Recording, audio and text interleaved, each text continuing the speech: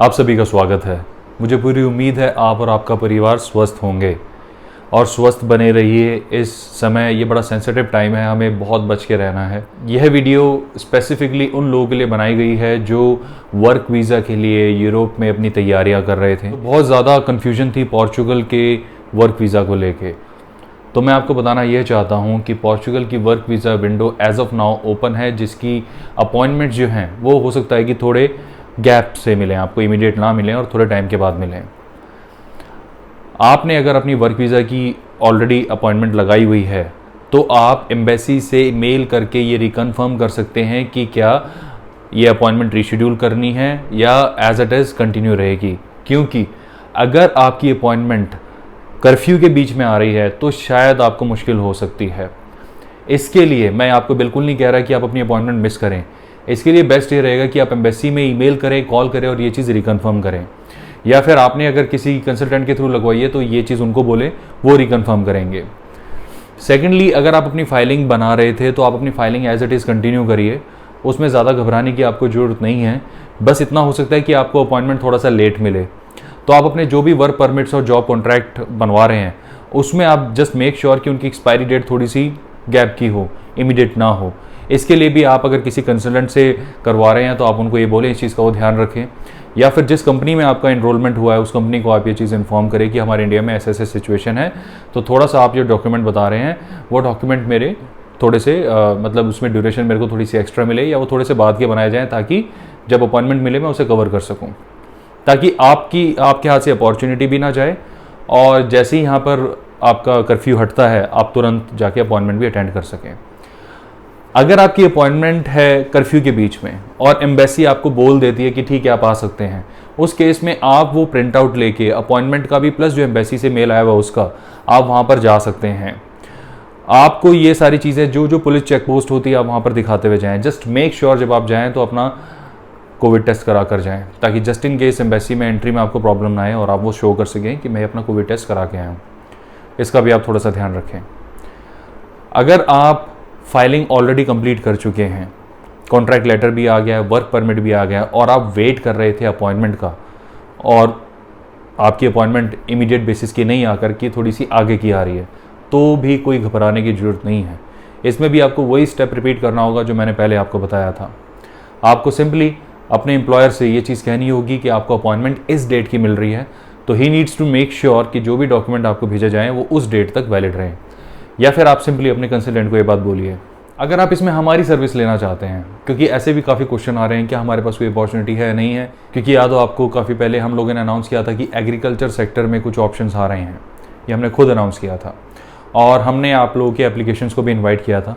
तो आप में से काफ़ी व्यूअर्स ने उसमें इंटरेस्ट दिखाया था, एनरोलमेंट किया था, उनकी फाइलिंग चल रही है। अगर आप अभी भी इंटरेस्टेड हैं, हालांकि इसकी ड्यू डेट आ चुकी है, तो 1-2 दिन के अंदर आप हमें इस कॉन्टैक्ट नंबर पे कॉन्टैक्ट कर सकते हैं। SMS कर दीजिए, बेस्ट रहेगा, क्योंकि वर्क फ्रॉम होम चल रहा है, कई बार फ़ोन नंबर नहीं मिलता है तो हम आपको कॉल बैक कर लेंगे।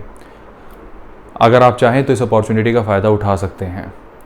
इसमें कितना एक्सपेंस होगा, टोटल खर्चा कितना आएगा, ये सब डिपेंड करता है। हम आपके सारे डॉक्यूमेंट्स एज इट इज़ अपने पोर्चुगल ऑफिस में भेजते हैं।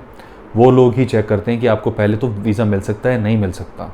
सबसे पहले तो जॉब मिलेगा नहीं मिलेगा, दूसरा अगर जॉब मिल गया तो क्या वीज़ा मिलेगा नहीं मिलेगा, ये सब चीज़ें पहले ही चेक हो जाती हैं। ये सबसे अच्छी बात है, आपका रिकॉर्ड नहीं ख़राब होता इसमें, तो ये काफ़ी अच्छी चीज़ है। इसमें हमारे लॉयर्स हमें असिस्ट करते हैं, वो पहले ही बता देते हैं नहीं ये केस बड़ा वीक है, हम इसे एक्सेप्ट नहीं कर सकते। तो हम अकॉर्डिंगली जो उस कैंडिडेट को इन्फॉर्म कर देते हैं कि आप अभी रुक जाइए, और उनको स्टेप्स भी बताते हैं किस तरीके से उनको अपनी प्रोफाइल पे काम करना होगा।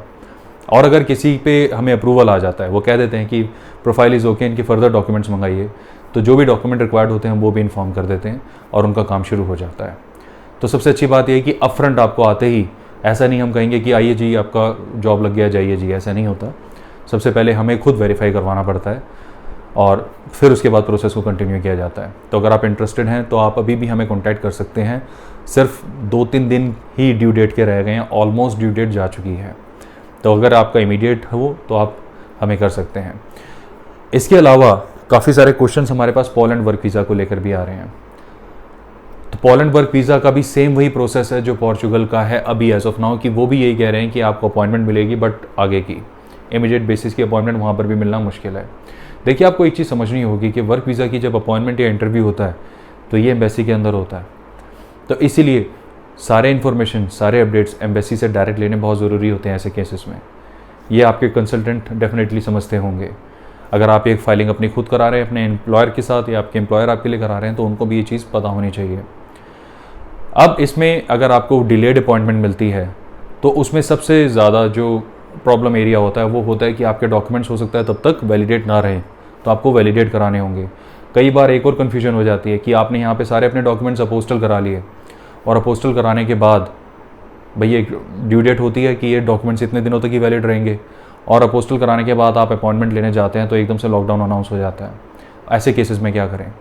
अगर ऐसा कुछ हो जाता है तो सबसे पहले तो आप एम्बेसी को इन्फॉर्म करें कि मैंने अपने सारे डॉक्यूमेंट्स अटैच ये करवा लिए हैं, पोस्टल करा लिए हैं, एज अ स्पेशल केस आप मेरे को एक अपॉइंटमेंट दीजिए। अगर एम्बेसी आपको अपॉइंटमेंट देती है तो उसका प्रिंट आउट निकाल के आप फिर कर्फ्यू के टाइम पे अगर अलाउड हुआ, देखिए अगर बिल्कुल लॉकडाउन हुआ जैसे पिछले साल हुआ था कि बिल्कुल बाहर ही नहीं निकल सकते तो अलग बात है। अभी भी बहुत ही इमरजेंसी केसेस में बाहर जाने दिया जा रहा है, फ़्लाइट्स अभी भी ऑपरेट कर रही हैं, काफ़ी सारे एम्बेसीज अभी भी काम कर रही हैं, वीज़ा विंडोज़ बहुत सारे देशों के अभी भी ओपन है, वो भी टूरिस्ट के। वर्क के तो ऑलमोस्ट सभी के ओपन है, टूरिस्ट के भी बहुत सारे देशों के ओपन है। तो काम अभी भी हो रहा है, ऐसा नहीं कि काम नहीं हो रहा है, लेकिन आपको अच्छे से ईजिली पास थ्रू मिल जाए उसके लिए आपके पास प्रूफ होना चाहिए। आप वर्बली जाएंगे, वर्बली बोलेंगे वहाँ पे ऑफिसर्स को कि भी मेरी तो अपॉइंटमेंट है, मुझे जाने दीजिए, तो ऐसा ज़रूरी नहीं कि वो आपको पास थ्रू दें। उसके लिए कुछ ना कुछ प्रूफ कैरी करिए। इन चीज़ों का आपको ध्यान रखना होगा। तो मुझे उम्मीद है कि आपको ये इन्फॉर्मेशन एकदम क्लियर हो गई होगी और वर्क वीज़ा रिलेटेड जो भी कन्फ्यूजन आपके माइंड में अपनी एप्लीकेशंस को लेकर है वो भी क्लियर हो गई होगी। बहुत जल्द फिर मिलेंगे। Bye bye.